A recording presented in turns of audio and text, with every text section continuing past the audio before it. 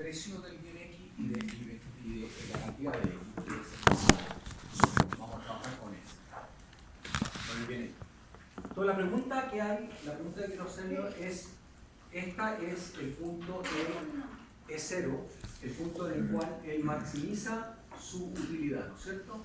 La pregunta es, entonces va a consumir esa cantidad del bien X0.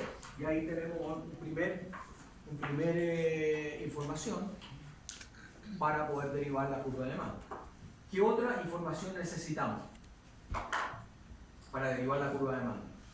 Tenemos la cantidad. ¿Qué otra información necesitamos? El precio. Muy bien. ¿Y cuál es el precio? ¿Cuál es el precio de X? PX. ¿PX cuánto?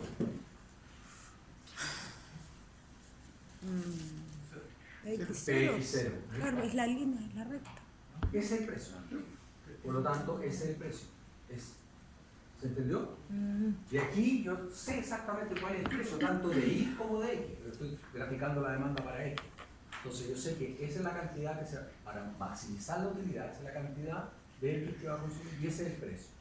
Ojo, que ese punto es exactamente igual a ese punto y está maximizando su utilidad. Esa es la cosa. Ahora vamos a suponer de que cae el precio de X, por lo tanto la recta presupuestaria se desplaza de esa manera, rota sobre el eje de la Y, a un precio menor. PX estrella es menor que PX0. Y dada que esa es su mapa de preferencia, se va a determinar ese punto. Entonces tratemos de determinar si va a maximizar en ese punto, ¿de acuerdo? Maximizar su utilidad. ¿Cuánto va a consumir de X estrella? ¿Y cuál es el precio? Bueno, el nuevo precio, PX. Obviamente va a consumir más de X porque PX cayó. Y por lo tanto ese es el precio, menor que PX. Y vamos a determinar ese punto. Ese punto es igual a ese punto. Y ahí está maximizando utilidad. Si yo hago esto para distintos precios, voy a determinar esa curva de demanda. ¿Ya? Entonces, ¿cuáles son las cualidades que tiene esta curva de demanda? Porque yo les decía desde el punto de vista de evaluación social del proyecto, la curva de demanda me va a servir, o el excedente del consumidor, que es lo que vamos a ver a continuación, me va a servir para medir el bienestar que le reporta a las personas consumir un determinado bien. ¿Ya? Y eso es así porque, como pueden ver ustedes, cada punto de la curva de demanda es un punto de maximización de utilidad. Él, dada su ingreso y un precio relativo, está totalmente feliz en el punto E. No puede ser, del punto de su preferencia, no puede estar mejor, porque está igualando las utilidades marginales por precio gastado de todo su vida. ¿Ya? Entonces, acá son las distintas características que tiene esta curva de demanda. Primero, el nivel de utilidad que puede alcanzarse varía a medida que nos desplazamos a lo largo de la curva de demanda. Obvio. A lo largo de la curva de demanda, si nos pasamos de ese punto a ese punto, son puntos bien distintos. En este punto, el precio de X es menor y la cantidad que está consumiendo de X es mayor, obviamente. Entonces, el nivel de utilidad también varía, porque acá el tipo está en ese punto, alcanza un nivel de utilidad mayor. ¿Por qué? Porque el precio de X es menor. Puedo consumir más, porque al caer el precio de X, ¿no es cierto?, su ingreso nominal, que no varió, es el mismo, pero el precio es menor, por lo tanto, por el de compra su ingreso es mayor.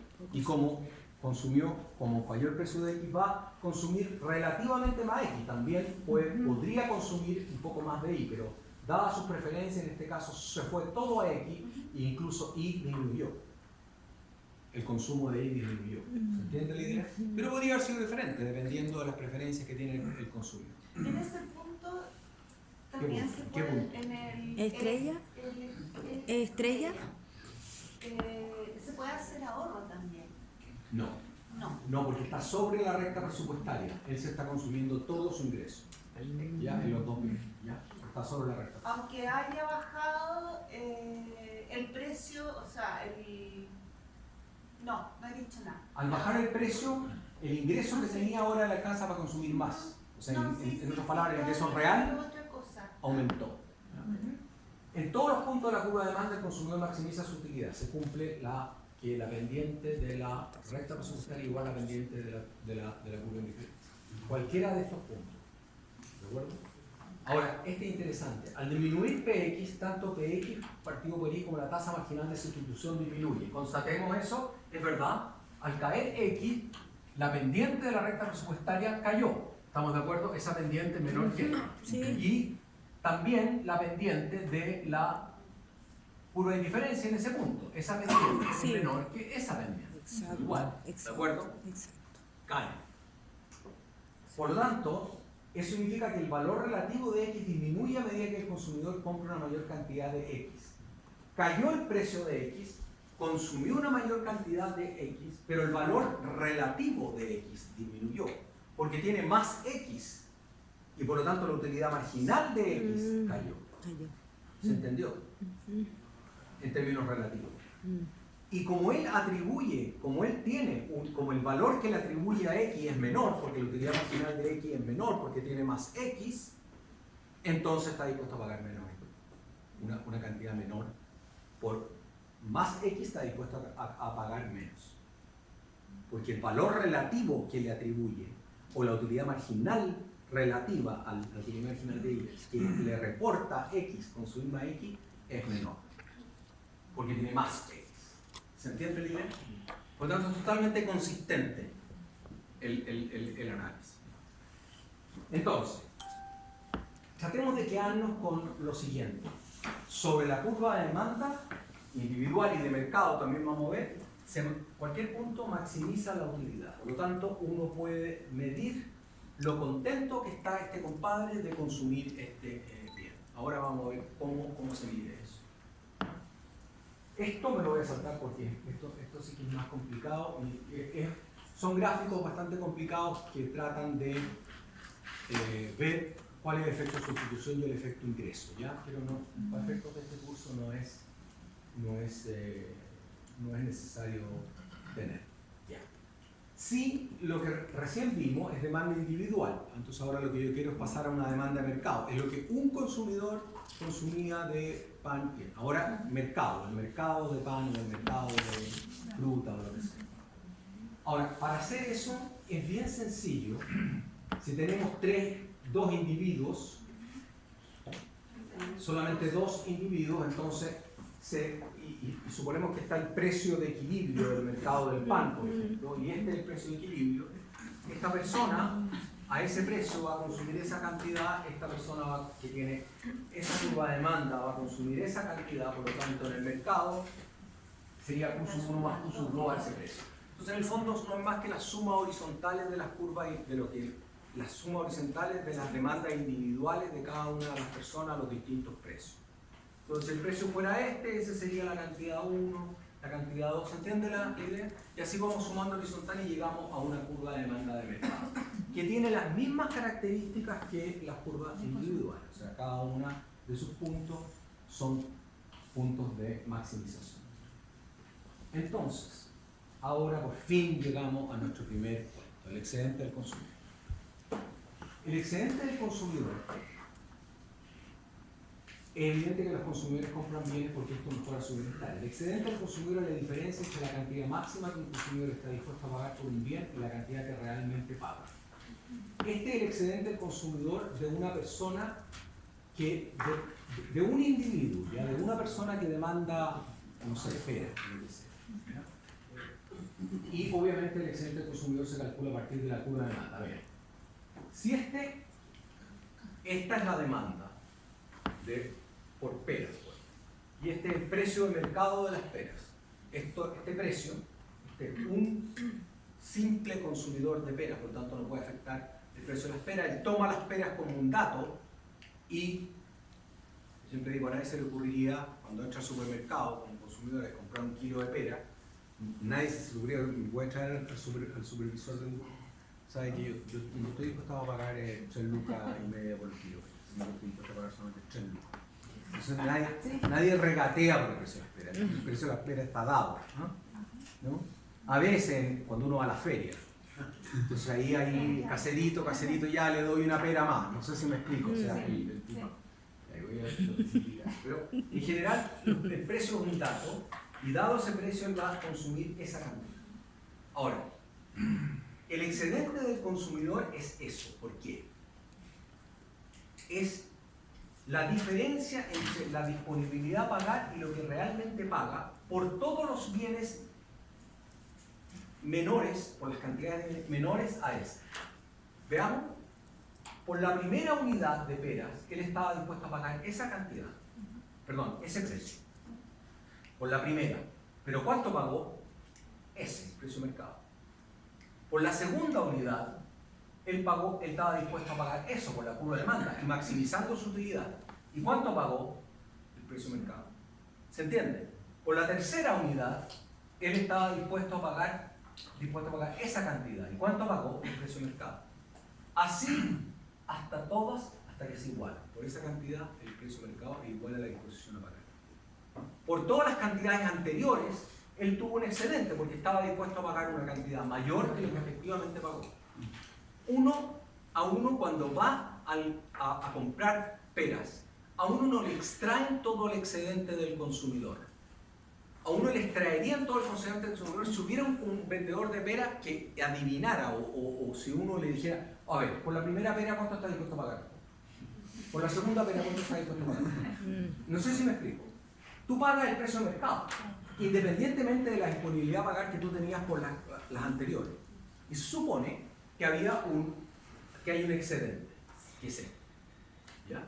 ¿Y cuánto paga realmente el consumidor? Paga eso, paga el precio por la cantidad de peras que compró. Ese es el gasto efectivo y este es su excedente.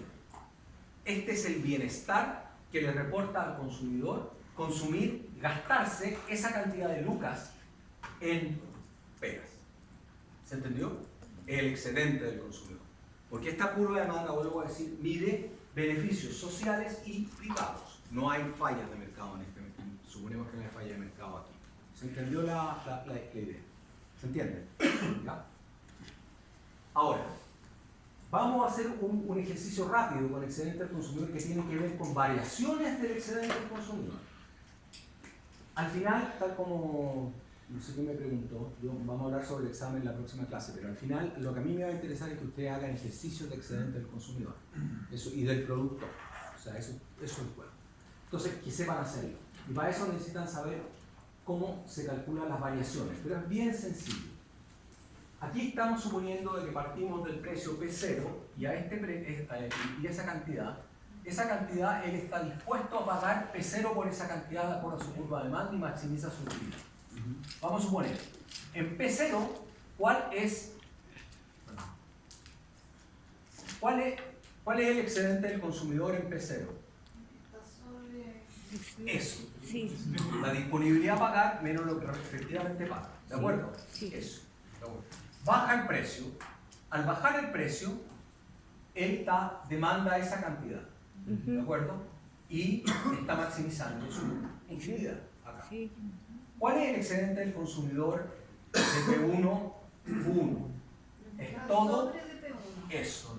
Sí. ¿De acuerdo? Todo eso. La disponibilidad a pagar menos el precio que efectivamente paga. ¿Cuál es la variación del excedente del consumidor? La variación del excedente del consumidor es esa, la variación. Porque aumentó, porque el precio cayó. ¿De acuerdo? Entonces, si nosotros dividimos la variación del excedente del consumidor en estas dos áreas, ¿qué es lo que realmente pasó cuando cayó el precio? Bueno, cuando el precio era P0 y este era Q0, ¿no es cierto? Supongamos que esta es una demanda de mercado por peras, para hacerlo más sencillo, ¿ya? Entonces, sería, este es el precio y esta es la cantidad. Al caer el precio, el excedente de las personas que estaban consumiendo pera aumentó en A. Porque si este era el precio y esta es la cantidad, ¿no es cierto? Todas estas personas estaban dispuestas a pagar más que lo que efectivamente estaban pagando. Tenían un excedente.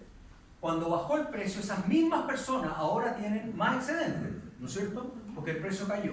Y ese sería el área en la cual mejora la situación de las personas, el bienestar de las personas que estaban consumiendo a P0. Cuando el precio era P0 y Q0, todas esas personas nomás podían consumir, ¿no es cierto? Los otros, todos estos estaban fuera del mercado. Al bajar el precio, entran al mercado todos estos. Por lo tanto, el área B es el área o el excedente del consumidor de aquellas nuevas personas que entran a consumir peras porque antes no estaban dispuestas a comprar las APC y que ahora están dispuestas. Entonces el excedente del consumidor se puede, ¿cómo se llama?, dividir en estas dos. El excedente de aquellos que estaban, el aumento del excedente de aquellos que estaban consumiendo y la variación del excedente de aquellos nuevos que entran, los nuevos entrantes al mercado, que serían estos de acá. ¿De acuerdo? La variación total es A más B. Entonces sería, si el precio cae de P0 a P1, la variación del excedente del consumidor es A más B. Si el precio sube, la pérdida del excedente del consumidor es A más B. ¿No es cierto? Dependiendo de cómo se mueva el excedente. ¿De acuerdo? Muy bien. ¿Se entiende? Disponibilidad a pagar menos lo que efectivamente pagan. Esa es pero hay que entenderlo económicamente. Y por eso que nos dimos la lata de pasar toda la teoría del consumidor de manera rápida, pero para que tengan una idea, o sea, porque lo que efectivamente estamos viviendo sobre esto es bienestar. ¿Y por qué bienestar? Porque sobre esa curva el tipo está maximizando su utilidad. Si yo no pudiera probar eso, no podría saber que efectivamente si yo quiero medir cuál es el bienestar que tienen los consumidores de, no sé, de pagar una cierta cantidad por una tarifa de pasar por una autopista o del metro, lo que sea, esa demanda, ¿cómo puedo medir yo el bienestar que genera los cambios de tarifa? Bueno, lo tengo que medir de alguna manera. ¿Cómo? Suponiendo una curva de demanda y, dado el precio, trato de calcular el excedente. ¿De acuerdo? Ya. Entonces, usted me va a decir, perdón. Ahí cuando entendí, se suma A más B y el trabajo se resta A con B. No, lo que pasa es que supone aquí que el precio cae de P0 a P1, por lo tanto el excedente aumentó en A más B. Más A más B. El área. El área. Más AB. Más AB sería A, B más. Que cayó el precio. Si el precio aumenta de P1 a P0, la pérdida de excedente es menos AB. Menos AB. ¿No? Y te quedas con Sí, lo que peso pasa es que hacia está arriba. esperando un signo ahí en la B. ¿Qué signo? Veo A por B. No. AB, área AB. Eso quiere decir, no A por B. AB. El área. ¿Ya? Está bien. No está. Puede ser que se preste para confusión, pero no estoy multiplicando, por favor. Es simplemente el área. ¿Ya? El área. Y vale la aclaración. Ahora, ustedes me pueden decir, bueno, ¿y de qué sirve esta cuestión? En la vida real estamos llenos de ejemplos de excedente del consumidor. Bien. Yo les voy a dar dos, o sea, en realidad tres ejemplos. ¿Bien? Y hasta ahí no llegamos con el excedente. Bien. Un ejemplo es, supongamos una persona que quiere comprarse un par de blue jeans y va al mall, va a Falabella y ve que un par de blue jeans vale 15 lucas. Va, agarra los blue jeans, se los prueba, le quedan impecables, va a la caja, va a pagar, son 15 lucas y el tipo se mete la mano en el bolsillo y se da cuenta que se le quedó la billetera en la casa. No puede pagar, ya, no importa, se va a la casa, eso no importa, desde todo ese tiempo, volvió a la casa, vuelve al día siguiente, entra a Falabella y dice liquidación de blue jeans, 2 pares por 15 lucas. ¿Se entiende? Él tuvo un excedente, él estaba dispuesto a pagar 15 lucas por uno, ahora está pagando 15 lucas por 2. Tuvo un excedente. ¿Se entiende? Otro ejemplo, un ejemplo personal. Yo tengo un amigo que se llama Juan Martínez que es pintor. Esto es absolutamente raro. Entonces, esto fue hace tiempo, sí, pero él hace unos cuadros bien bonitos, así de un formato más o menos grande, que a mí siempre me encantan. De hecho, tengo par de cuadros de él en la casa. Y entonces yo estaba en la situación en que quería comprarle un cuadro a Juan. Somos bien amigos con Pinch. Y quería comprarle, entonces llamo a Juan y le digo, Juan, ¿sabes que quiero ir a ver tus cuadros? Porque tengo ganas de comprar todo. Ya me dijo, ven al taller, ningún problema. Voy al taller de Juan y me empieza a mostrar, tenía como 3 o 4 cuadros, algo así. Y le digo, mira, ¿sabéis que este me encanta? Así que y estos cuadros costaban en esa época como 300 lucas, porque estaba realmente empezando este gallo a pintar. Y ya, perfecto, por 300 lucas, yo sabía que costaban 300 lucas, ya, perfecto, dame este me encanta. Lo llevo. Y Juan me mira y me dice, no, Jaime, yo te lo regalo. Y yo dije, tremendo excedente del consumidor. No lo dije, pero lo pensé. Como dice, no lo dije, pero lo pensé. Sí. Se dan cuenta del excedente del consumidor y efectivamente me lo regalo porque hay super cualidad. Bueno, relaciones de largo plazo que llamo yo. Relaciones de largo plazo, hoy por ti, mañana por mí, no hay problema. Sí. Uno en día se pagará. Otro ejemplo de excedente al consumidor. Este ejemplo es, hay un remate de un álbum de Elvis Presley y están en, los tipos que quieren comprarlo son estos 4 compadres, muy conocidos. Y por lo demás, musicalmente dicen de que Elvis fue una de las mayores influencias en su música. Bueno, entonces, ellos hay este remate, están muy interesados y van los 4 al remate y los remates, y estas son las disposiciones a pagar por el cuadro de cada uno de ellos. Los remates es un típico tema de excedente del consumidor, porque cuando uno va al remate, uno tiene una disponibilidad a pagar, pero obviamente que no la muestra. No habría remate si todo el mundo entrara con un cartelito diciendo mi disponibilidad a pagar por este jarrón o por este cuadro es tanto. El rematador miraría nomás y diría el que da más, ¡pam!, el que tiene una disponibilidad, y extrae todo el excedente. Toda la gracia de los remates es maximizar el excedente. ¿Y cuál es? Tratar de sacar lo que yo quiero al precio más bajo en relación a mi disponibilidad a pagar. O sea, maximizar el excedente del consumidor. ¿Me explico la cosa? Eso exactamente. Los remates por eso que son un buen ejemplo de este tema. Entonces aquí tenemos el ejemplo de esto y ellos van a comprar. Entonces en el ejemplo 1 se remata un álbum de Elvis. Entonces el rematador empieza y dice, ¿quién da 10? Los 4. Muy bien. Los 4 van a levantar la mano. El precio comienza a subir. El rematador se da cuenta de que hay mucha demanda, por lo tanto empieza a subir el precio. 20, ¿Cuándo se detiene el remate? A los 85. ¿A los? 85. ¿A los? ¿Cuánto? 81. 81, 85 también, pero no tiene por qué llegar a 85. Porque cuando el rematador diga 81, Paul dice yo estoy fuera. Pero John va a levantar la mano, 81, y no va a dejar que el precio siga subiendo. ¿Se partió de 10? No importa, porque llega el partido de 1. El tema es que sigue subiendo, va descartando. Cuando dice 81, tú dices porque el tipo podría haber dicho 10, 15, 20, eso. ¿Quién da 80? Van a empatar. Y la cifra era superior. Van a levantar 2. Entiende, sí. Y él va a decir, y alguno, bueno, depende un poco de los tramos en los cuales se remata. Pero efectivamente el remate se debiera efectivamente parar en 81. ¿Estamos de acuerdo? 81. Sí, porque es verdad, lo que pasa es que yo no soy un experto en remate. Yo creo que nunca he ido a un remate en mi vida. Pero un remate, es cierto lo que él dice, los tipos por seña o qué sé yo, y el rematador entiende que quiere dar, qué sé yo, 5 más o 2,5 más, no sé. Hay un lenguaje de señas en que el rematador entiende cuánto es la cantidad de... Y el tipo además medio fondeado, porque tampoco mucha gente no quiere saber que uno es el que está rematando, en fin. Hay todo un juego ahí en el tema de los remates. ¿Todo para qué? Para maximizar el excedente consumidor.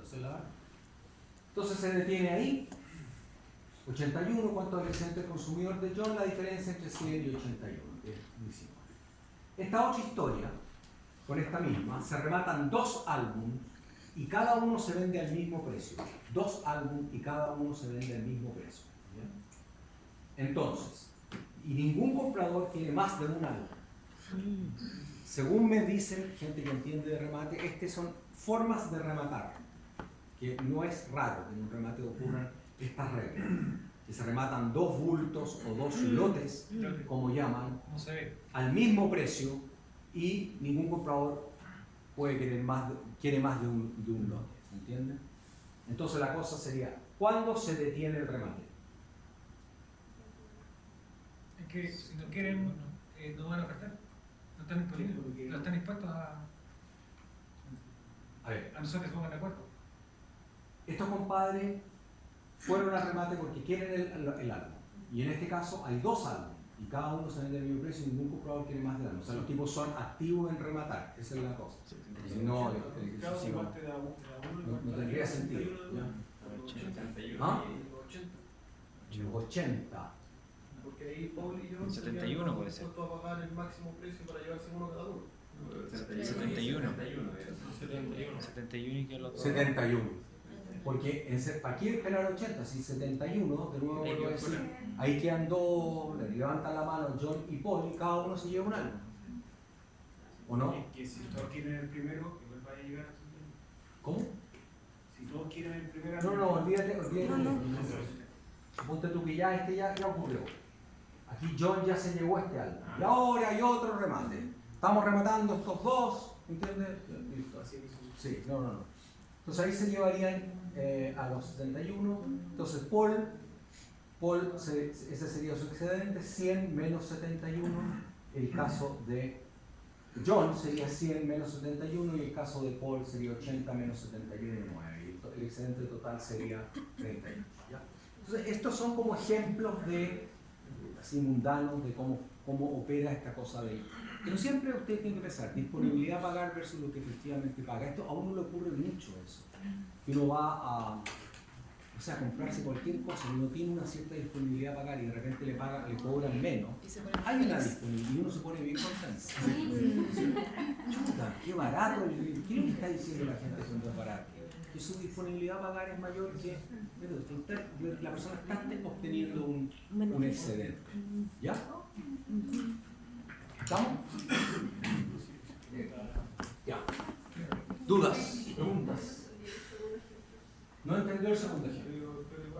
A ver, ¿cómo te lo puedo explicar? Hay dos almas, olvídate de esto, ¿ya? Hay dos almas. Cada uno se va a vender al mismo precio. O sea, los precios van a definir por sobre los dos almas. Ningún comprador quiere más de algo. O sea, si ningún comprador quiere más de uno, van a haber dos que van a ofertar. Las dos mayores ofertas se van a llevar los dos almas. ¿Está de acuerdo? Perfecto. Entonces empieza el remate. ¿Y cuándo para? Cuando es 71, porque con 70 va a levantar la mano George, Paul y John y solo hay dos almas. Necesitamos descartar uno más. Cuando dice, ¿quién da 71? Ahí sí quedan dos. Pero las disponibilidades a pagar de los dos eran mayores que lo que pagan. Por lo tanto, tienen los dos un excedente. ¿Se entendió? Ahí está mejor. Debería rematado. Claro, de uno habría obtenido más. ¿De acuerdo? Pero esa es la forma como se estaba rematando ese lote. No sé, puede ser que los álbumes hayan estado rayados, ¿me entendí? O sea, que tuvieran un poco la idea. Eso. Ya. Estamos. Eso es. Entonces ya sabemos lo que es el excedente del consumidor. Ahora tenemos que avanzar hacia el excedente del productor. Para eso tenemos que ver teoría de la firma. Y aquí va a ser un poquito, o sea, bastante más aterrizado el tema, porque vamos a ver producción y costos, básicamente, y maximización de utilidades, diferencias y costos.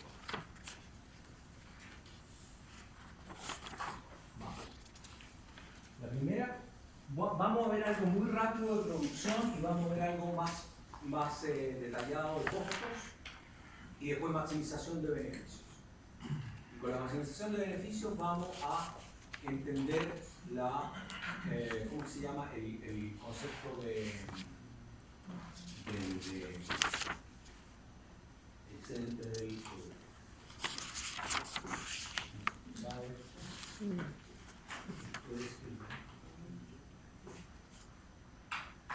la producción. Muy bien.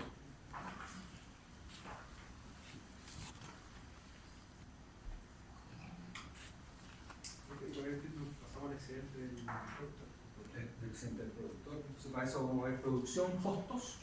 Y siempre en el corto plazo, no nos vamos a meter en el largo plazo por un tema de tiempo.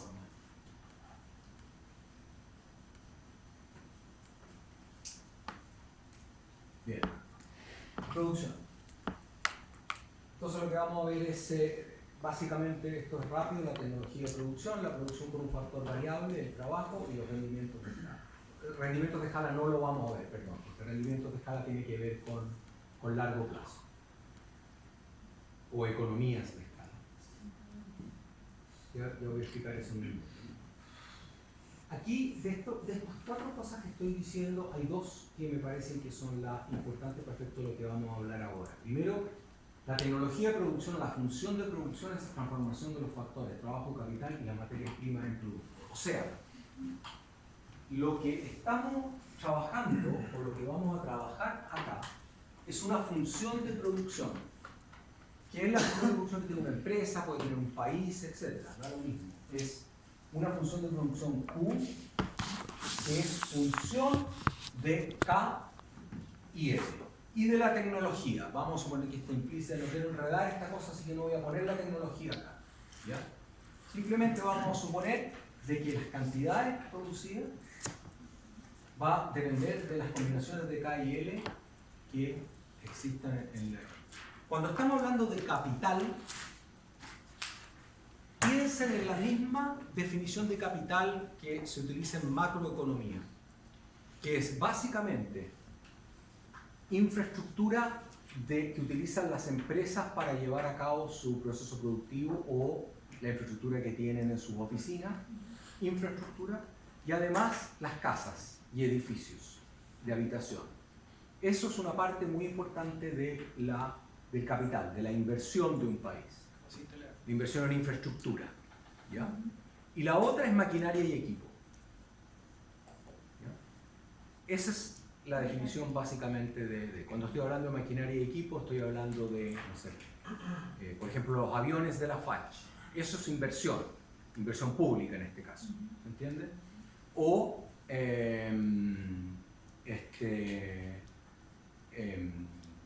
maquinaria y equipo, una planta envasadora. Eso es una inversión que sería importada, pero es inversión. ¿Se entiende la idea? ¿Ya? Eso es, infraestructura y maquinaria y equipo. Nada más. Esa es la definición. Eso es lo que estamos hablando de capital. ¿Ya? Y esto es trabajo. Entonces, estamos hablando de calidad y cantidad de capital, cantidad y calidad de trabajo. Entonces, lo que vamos a suponer nosotros, que esto es muy importante lo que voy a hacer ahora, es que estamos en el corto plazo. Y cuando estamos en el corto plazo, la cantidad de capital está fija. Esa es la función de producción que vamos a trabajar nosotros. En definitiva, lo único que puede hacer un empresario es aumentar Q. Para aumentar Q es aumentar L, variar L, la cantidad de trabajo. Porque el capital está fijo, en un techito. En el largo plazo, esta es la situación. El empresario puede mirar el capital y el trabajo y variar el capital y el trabajo son todo. ¿De acuerdo? Eso no quita que no pueda despedir trabajadores en el corto plazo, lo puede hacer. ¿No es cierto? Si quiere ser más productivo su actividad o qué sé yo, por un problema de demanda o lo que sea. Pero este es el corto plazo. El largo plazo es variable, calle. Esa es la gran diferencia. Y la otra que interesa mirar acá es la última, que es la elección de la cantidad producida que maximiza sus beneficios. Si la empresa minimiza sus costos, veremos cómo varían sus costos totales con la cantidad que produce y cómo elige la cantidad que maximiza sus beneficios. Es decir, el punto para dónde vamos es, la pregunta es, ¿cuál es la regla que debe utilizar un empresario individual, una persona que produce blue jeans o lo que sea, para maximizar sus beneficios o sus utilidades? Es decir, la diferencia entre ingreso y costo. ¿Cuál es ese Q que tiene que producir para maximizar sus utilidades? ¿De acuerdo? Esa es para allá vamos. ¿Ya? Y vamos a ver, si quieres decirlo adelante, que esa regla es precio igual costo marginal. ¿Ya? Precio igual costo marginal. Si él produce una cantidad donde el precio igual a costo marginal, está maximizando la diferencia entre sus ingresos y sus costos económicos. ¿Ya? Vale. Okay. Entonces, esta es la función de producción. Fíjese la definición, relación entre los factores de producción y la producción, factores de producción y la producción Q, indica el nivel máximo de producción Q, máximo que se puede obtener en una empresa con cada combinación específica de factores, o sea, con la dotación de K y L. Ahí está la función, que es la misma que tengo acá. Son flujos, obviamente, no son stock, sino que flujo es cantidad de L y K utilizado al año y la cantidad de Q producida en un año, en un trimestre, en un semestre, lo que sea. supone una tecnología dada, por eso no lo puse, supone que hay una cierta tecnología dada. Obviamente si la tecnología mejora, la función de producción se va a alcanzar. Vamos a dibujar la función de producción. Esta es una muy buena definición, describe lo que es técnicamente viable cuando la empresa produce eficientemente. Eficientemente, máximo, la mayor cantidad de Q dado K y L. Eficiente. ¿Ya? No puede aumentar Q con la dotación de factores. Para aumentar Q tiene que aumentar L en el corto plazo. ¿Se entiende? Bueno, en el corto plazo hay al menos un factor que no puede alterarse, ese factor se denomina factor fijo, que es K, y L es variable, como dije. En el largo plazo puede variar las dos cosas. Obviamente, a corto plazo la empresa altera la intensidad que utiliza una planta y una máquina, porque si yo tengo dada mi K en el corto plazo y aumento más trabajo, estoy haciendo más intensivo en trabajo la empresa. Mi KL, ¿no es cierto? La intensidad de capital medida por la relación capital-trabajo, cuando L aumenta, se hace más intensivo en trabajo y menos intensivo en capital. Y si L cae, sería más intensivo en trabajo y así. El capital. Pero el capital está fijo. ¿Ya? Ah, ya. En el corto plazo. Por lo tanto, la única forma de alterar la relación capital-trabajo es con L, en el corto plazo. Ya, aquí es donde está. Entonces, yo sé que esto cuesta, ¿ya? Esto que vamos a hacer ahora cuesta. Por tanto, me voy a detener en este tema. Pero vamos, por un tema de tiempo, voy a dibujar esto yo a manopla y todo el cuento, ¿ya? Porque no es fácil. Pero por favor, apréndanlo bien de acá, porque cuando veamos costo, yo no lo vamos a dibujar, no sé si me entiende de nuevo, porque no va a haber tiempo. Entonces, entiendan bien esta cuestión, esto que vamos a hacer ahora, y van a entender muy bien el tema de costos, ¿ya? Que es lo que es fundamental el tema de costos. Entonces, ¿qué es lo que tenemos acá? Una empresa en el corto plazo, donde K está fijo, esta es la cantidad de L que utiliza, con distintas cantidades de K. O sea, estamos en el corto plazo.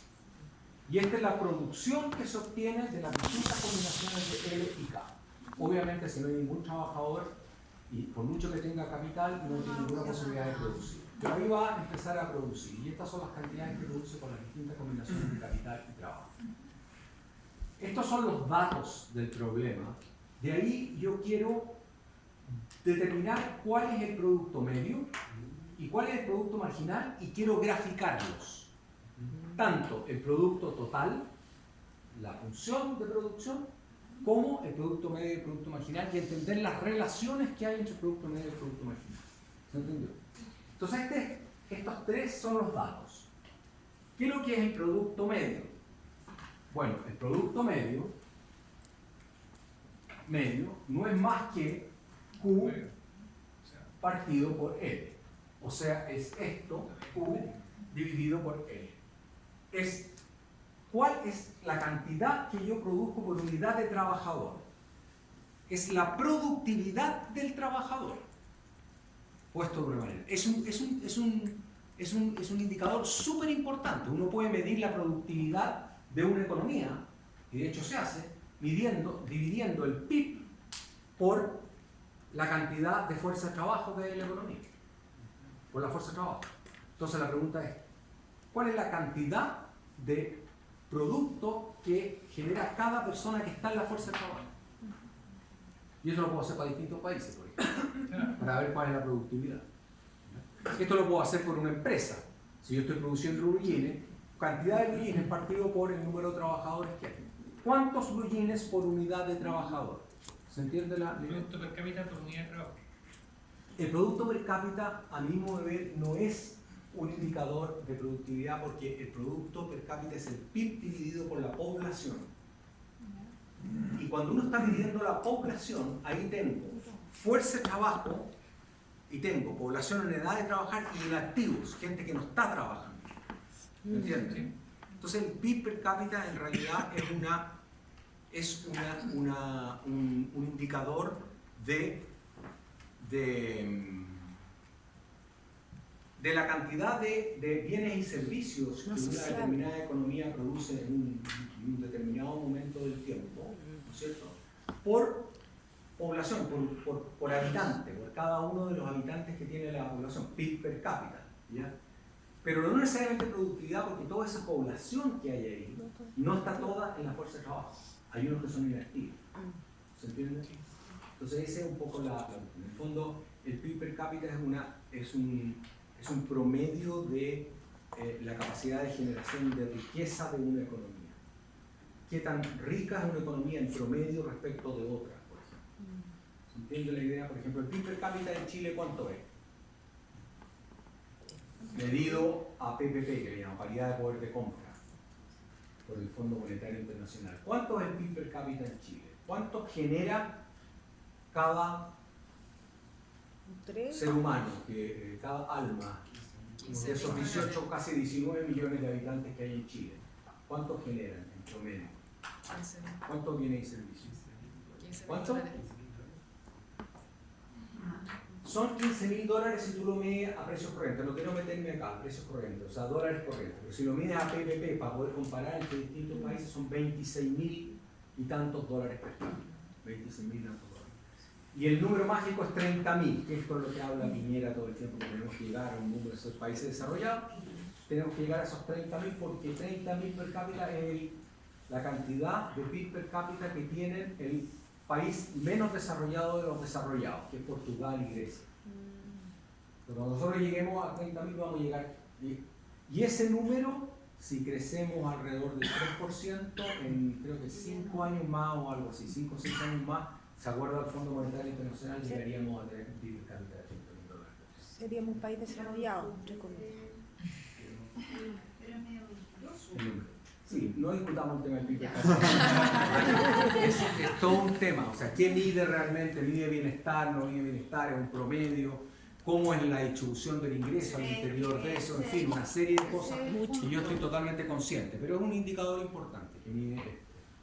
Ya, bueno. Entonces, productividad. ¿Ya? Este es un muy buen indicador. Bien usado, es un gran indicador. ¿Ya? Productividad. Y es el producto medio. Y el producto marginal, que es el otro, que es la última columna, me dice en cuánto varía Q al variar L en una unidad. ¿Cuánto me aporta a Q el último compadre que está trabajando? El último que está trabajando. Producto marginal. ¿Se entiende la idea? ¿En cuánto varía Q al variar L en una unidad? ¿Cuánto me aporta a Q la última persona que está aquí en trabajo? Entonces calculemos el producto marginal. Bueno, el producto marginal. ¿Cuánto me aporta el primero al producto total? ¿Cuánto me aporta? 10, porque es 10 menos 0. ¿Cuánto me aporta el segundo? ¿Cuál es el producto marginal de del segundo compadre que entra a trabajar? 20, que es 30 menos 10. El producto marginal del tercero, 30, porque es 30, 60 menos 30. El del cuarto, 20. Ya, noten, es menos que el del tercero. Sí. ¿Ya? Aquí el producto marginal está creciendo a tasas crecientes. Acá está creciendo a tasas decrecientes, porque el cuarto genera menos que el tercero. Aquí el tercero generó más que el segundo, pero el cuarto generó menos. Por lo tanto, la tasa a la cual crece el producto marginal es creciente y aquí empieza a decrecer. El producto marginal del quinto, 15, menos 13, 4, 0. El octavo ya no aporta nada al producto marginal. Y el noveno aporta menos 4, menos 8. ¿Tiene sentido esto? Sí, los dos últimos serían qué. ¿Tiene sentido esto? Por supuesto. ¿Por qué? A ver. Porque ahí se ve hasta cuándo es la mejor eficiencia de hasta qué cantidad incrementar en la unidad de trabajo.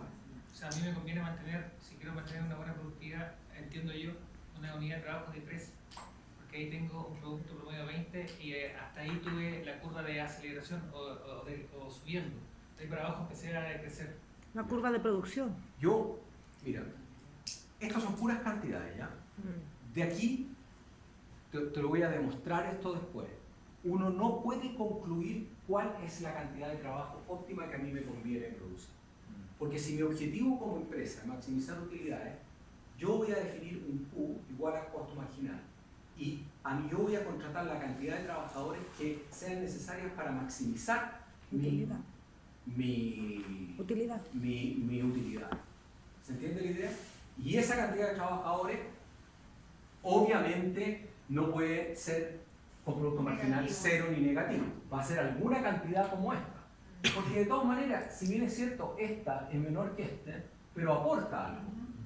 ¿Se entiende la idea? Aporta al. No sé si me explico. Bueno, dejémoslo ahí. Te voy a probar eso cuando veamos el tema de la Yo lo digo de la maximización. perspectiva de producción, no de utilidad, porque utilidad tengo que verlo con No, pero es la perspectiva de cuántos trabajadores voy a contratar yo. De este gráfico no puedo saber cuántos trabajadores voy a contratar. No tengo suficiente información. Lo único que sé es que esa es mi curva de producto marginal. ¿No es cierto? Obviamente no voy a contratar esta cantidad ni esta, porque este gallo me quita producción. Pero la pregunta mía era, ¿por qué esto tiene sentido o no tiene sentido? Y tiene todo el sentido del mundo cuando la función de producción es esta, que es la que estábamos diciendo ahora nosotros, ¿no es cierto? Esto se cumple en todas las empresas del mundo y a cualquiera. Esto que se llama la ley de rendimientos marginales decrecientes a un factor. Ley de rendimientos marginales decrecientes a un factor. ¿A qué factor? A ello, que puedo variar. Ley de rendimientos marginales decrecientes. Empiezan a crecer y empiezan a decrecer. ¿Qué? Los rendimientos marginales. ¿Qué? La productividad marginal. ¿Y por qué? Supónganse el caso, cualquier empresa. Supónganse el caso de una empresa que produce blue jeans. ¿Qué es lo que tiene esta empresa de capital? Tiene una infraestructura y tiene máquinas de coser. Vamos a suponer que eso es todo. ¿Ya? Eso es su capital. Ahí, no sé si consideramos las mesitas, donde están ¿cómo se llaman las máquinas de coser esas?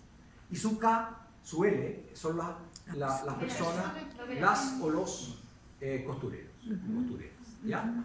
Entonces, al principio entra el primer costurero y dice, o costureros, y produce 10. El primero. Tiene una productividad de 10. El segundo le agregó 20 rulines. ¿Ya? Con las máquinas que están ahí. Supongamos que eran 3 máquinas. ¿Ya? 3 máquinas de coser. Esto es una pyme, una mini pyme. ¿El segundo aportó 20 o aportó 10 y entonces lo hace? No, aportó 20. O sea, yo- ¿Cuánto es el producto total? o sea, yo- ¿Cuánto aportó el primero? 10. Y el segundo. Entre los dos aportan 30. 30. 30. Pero se puede interpretar que primero 10 y el segundo, obviamente, con la sinergia que produce 15 y hace que el primero que producía 10 hace 15 igual. Por eso yo entiendo lo que está pasando. Está bien, pueden generarse ese tipo de cosas. Resultado. Lo único que estoy diciendo es pero el ejercicio es que el segundo te va a aportar 20 a 10. Está bien, tú puedes sofisticar este tema, se pueden producir, qué sé yo, que el primero o el segundo era muy interesante y tenían conocimiento en el manejo ¿me entiendes o no? De cómo coser más rápido, le enseñó al primero y el primero aumentó su productividad. Está bien, el punto tuyo. Está bien, puede ser. Pero quedémonos para entender el ejercicio, para no complicarlo, quedémonos con esto, ¿ya? Quedémonos con la idea de que el primero generó 10 rulines al mes, pongámosle, y este 20 al mes. El segundo. El tercero entra, se pone en la tercera máquina y aporta 30. ¿Ya? En total hay 60. ¿De acuerdo? Acuérdense que hay 3 máquinas de coser y un espacio donde caben las 3 máquinas de coser. Entró el cuarto compadre, porque el dueño dijo, está súper. Entró el cuarto compadre, entró y resulta que ese cuarto compadre tiene un producto marginal menor que el otro. ¿Por qué?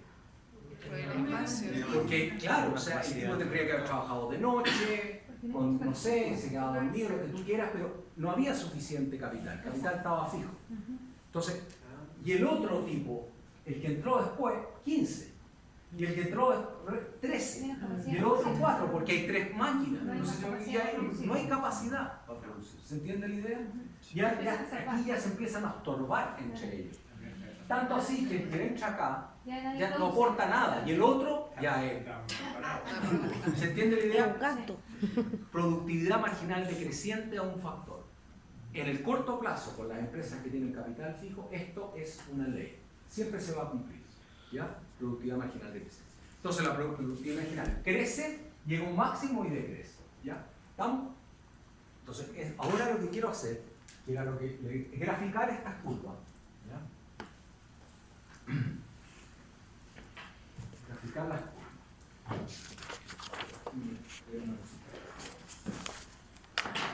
Una cosita. No sé. Entonces, las vamos a graficar. Yo les dije que cuando veamos costos, por favor apréndense esto, porque cuando veamos costos yo no voy a graficar estas cuestiones de nuevo, ¿ya? En serio. Aquí voy a graficar el producto total y aquí abajo, aquí esto es K y esto es L. ¿Ya? Eso es importante. Esto es producto marginal, esto es producto medio y esto es L. Labor de los gringos. ¿Ya? Ya. Entonces, la curva de producto total es esta. Para que me salga bien. Es esta. Esto es Q igual F de KL.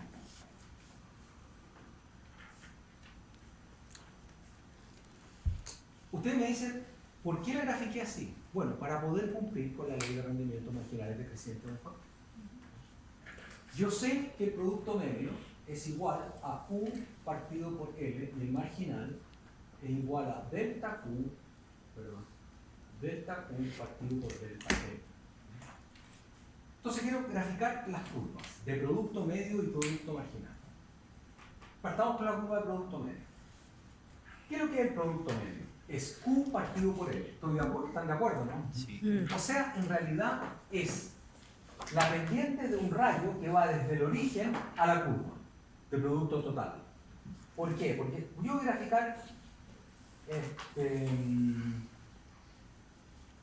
ver para no tirar tanto rayo. Voy a graficar esto.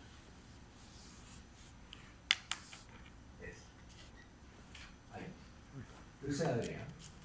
Entonces la pregunta es, ¿cuánto es el producto medio de producir esta cantidad? No quiero, para no armar tanto el lío.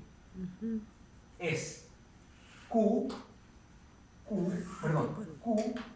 partido por L. ¿Y qué es lo que es Q partido por L? Es la pendiente de un rayo que va del origen a la curva. ¿Están de acuerdo, no? Q partido por L. ¿Sí o no? Sí. Q partido por L es el valor de la pendiente. ¿Están de acuerdo? ¿Sí? Entonces, ¿qué pasa con esta pendiente? Esta pendiente empieza a crecer, no sé si me explico. Empieza a crecer, el producto medio empieza a crecer, llega a un máximo acá y empieza a decrecer. O sea, yo sé que ese L0, con ese L0, yo tengo el máximo del producto medio. Supongamos que es ese punto. ¿Están de acuerdo, no? Punto A. Punto A. ¿Sí o no? ¿Hasta ahí estamos bien? Es la pendiente de un rayo que va del origen a la curva. Esa pendiente empieza a aumentar, llega un máximo y disminuye. Es un poco el producto medio. El producto medio empieza a aumentar, llega un máximo y empieza a disminuir. ¿Ya? ¿De acuerdo? Y esto es LC. Entonces, ¿yo puedo graficar ahora la curva de producto medio? Claro que sí, porque lo que yo sé es que ese es el máximo, antes aumenta y después disminuye. Entonces lo voy a graficar. Aumenta, llega a un máximo y después disminuye. Este es el producto medio. Ese es el tren. Medio. ¿De acuerdo? ¿Todos de acuerdo? Perfecto. Y ese el cero de... Ahora la pregunta es, ¿cuál es el producto marginal? Porque ya está resuelto el problema del producto marginal. ¿Y cuál es la relación entre el marginal y el medio? ¿Cuál es el producto marginal? Bueno, el producto marginal es en cuánto varía Q al variar L en una unidad. O sea, es la pendiente de una tangente a la curva del producto total. O sea, es algo como esto. Eso vale delta Q partido por delta L. delta Q partido por delta L, la pendiente de la tangente. ¿Se entiende la idea? Sí.